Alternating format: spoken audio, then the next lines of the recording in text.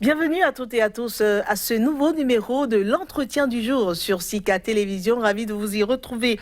Aujourd'hui, nous allons nous pencher sur un thème qui a lien avec l'éducation de nos jeunes, plus précisément des nouveaux bacheliers. Quelle est l'orientation académique qu'il faut avoir pour mieux choisir, pour bien choisir sa branche d'études après le bac? C'est de cela qu'il va s'agir tout de suite avec notre invitée. Elle a nom Béatrice Koumenoubo. Elle est spécialiste de l'éducation. Alors, Madame Béatrice, bonjour. Bonjour, Madame Sacramento. C'est un plaisir de vous recevoir sur le plateau de Sika. Je vous remercie. Alors justement, nous sommes là pour parler d'un sujet crucial qui touche au quotidien de chaque jeune béninois scolarisé, même si il n'est pas déjà bachelier, eh bien, c'est un sujet qui l'attend et qui va toucher à sa vie à un moment ou à un autre. C'est bien sûr l'orientation académique. Généralement, on parle d'orientation académique. Une fois le bac passé, on se dit maintenant, comment orienter l'enfant, vers quoi aller? Est-ce que c'est pas déjà tard d'attendre le bac pour parler d'orientation académique? Vous avez trouvé juste, c'est très tard. Parce que la question de l'orientation doit être pensée plus tôt. Déjà, avec les parents, à la maison, ils doivent observer l'enfant pour voir, observer comment l'enfant se comporte. Quels sont les talents qu'il exprime déjà à la maison. Quels sont ses intérêts? Quels sont ses intérêts, justement. Maintenant, dès que l'enfant commence l'école, déjà, également à la maternelle, au primaire, il faut continuer à l'observer. Les enfants, généralement, jouent. Donc, c'est déjà au niveau des jeux qu'il faut les observer pour voir qu'est-ce qu'ils aiment faire quand ils jouent, qu'est-ce qu'ils présentent comme aptitude. Et la maternelle, le primaire. Et maintenant, à l'entrée en 6e, donc à l'entrée au collège, il faut penser et mettre en place dans nos systèmes éducatifs des dispositifs d'orientation obligatoirement. Et ces dispositifs doivent permettre des mécanismes qui aident les apprenants à déjà connaître leur talent, à connaître et à développer leur talent. Eux-mêmes, ils doivent apprendre à s'écouter, à s'observer, à voir déjà dans quel domaine je suis plus bon. Vers quel domaine j'ai envie d'aller? Pourquoi j'ai envie d'aller vers ce domaine-là? Qu'est-ce que j'aime faire? Donc, c'est autant de questions qu'il faut les amener à commencer à se poser. Et dans ces dispositifs, il devait y avoir des conseillers d'orientation, des spécialistes de l'orientation, si vous voulez, qui ont des rencontres périodiques avec les apprenants et qui également, à travers un processus, les amènent à mieux réfléchir sur leur talent, à mieux réfléchir sur leur avenir professionnel. Donc, vous comprenez que si les parents déjà jouent leur rôle, s'il y a un dispositif très tôt, et quand je dis très tôt, donc au plus tard, à l'entrée au collège, dans les systèmes éducatifs, déjà, après le bac, il sera plus facile pour l'apprenant de s'orienter. Bien avant le bac, dans la majorité de nos systèmes éducatifs, déjà... Justement, j'allais en venir, finissez. Après le BEPC, il faut s'orienter déjà. Et donc, c'est là que l'orientation est déjà souvent faussée. Quand vous prenez nos systèmes éducatifs et que vous prenez l'enseignement du second degré, donc au secondaire, vous verrez que le flux dans l'enseignement général dépasse largement le flux dans l'enseignement technique et la formation professionnelle. Alors que de plus en plus, les études démontrent que c'est dans le secteur professionnel qu'il y a plus d'employabilité. C'est ce secteur-là qui favorise l'employabilité. Mais voilà que lorsqu'on prend le cas du Bénin, par exemple, plus de 90% des apprenants s'orientent vers l'enseignement général. Et donc, l'orientation est déjà faussée là parce que beaucoup d'apprenants s'orientent pas suivisement. Au Bénin, on a un autre indicateur, par exemple, beaucoup d'apprenants vont vers la série D.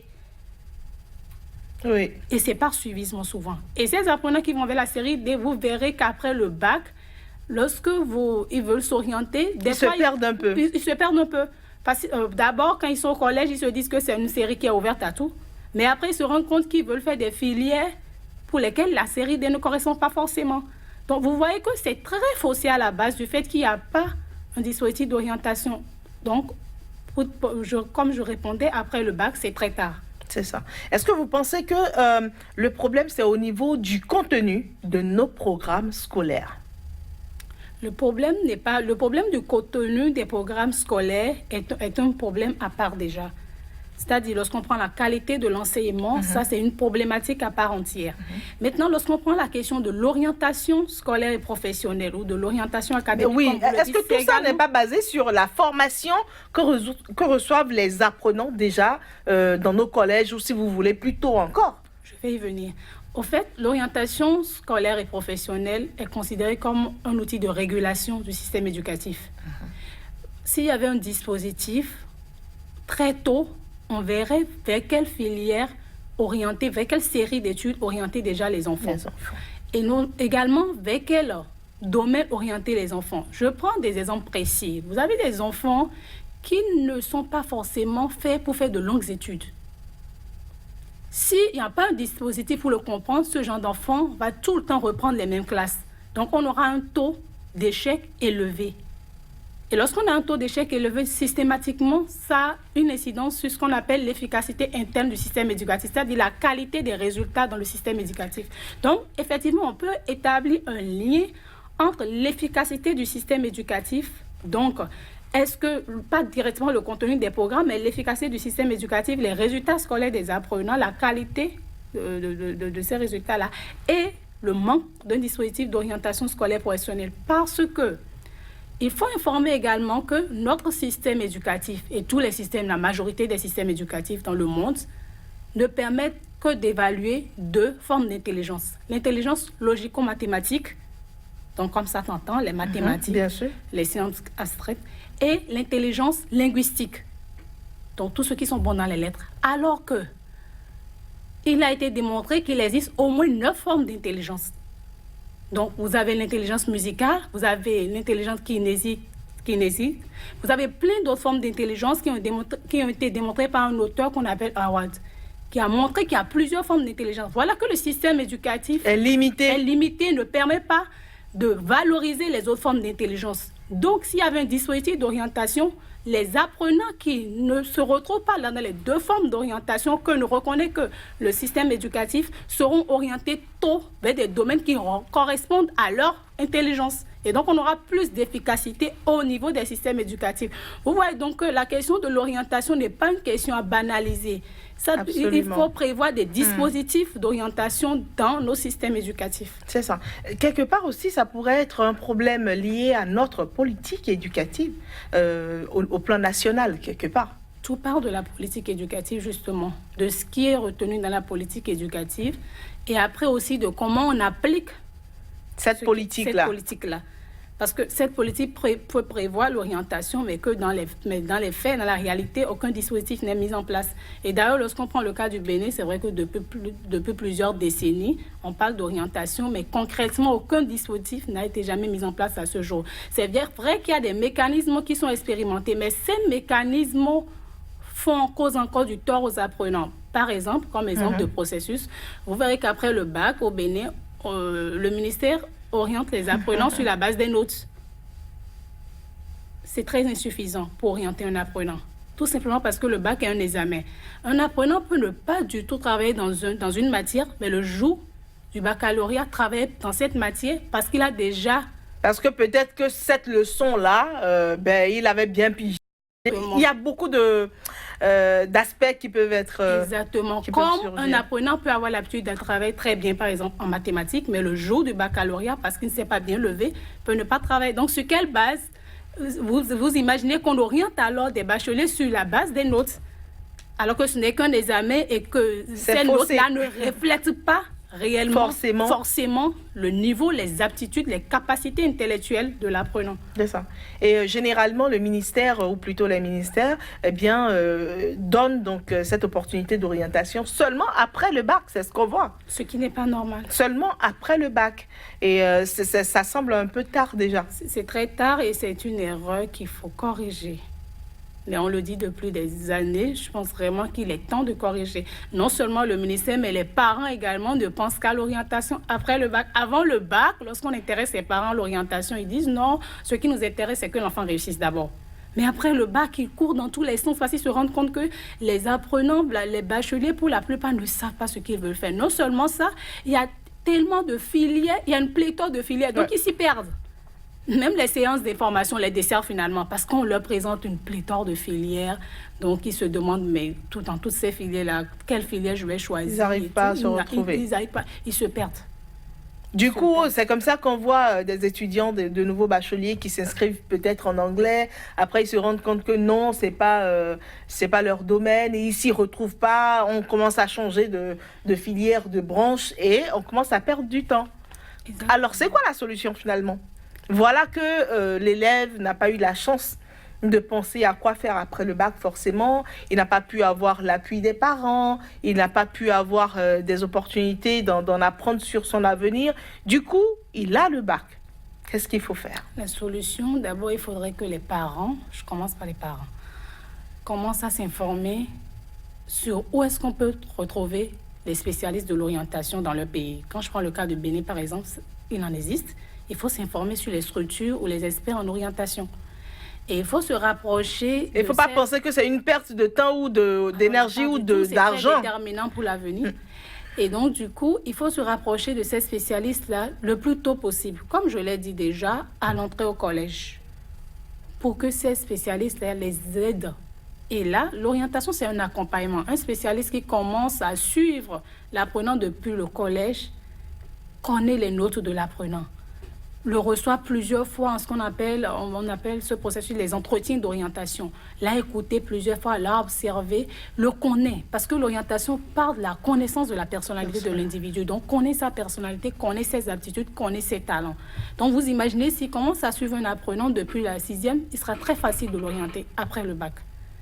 Maintenant, si ce processus n'a pas été suivi avant le bac et après le bac également, il faut forcément rencontrer un conseiller d'orientation. Nous insistons là-dessus parce que les séances d'information ne suffisent pas. Et des études montrent que des mémoires portées sur ces séances embrouillent davantage encore les apprenants.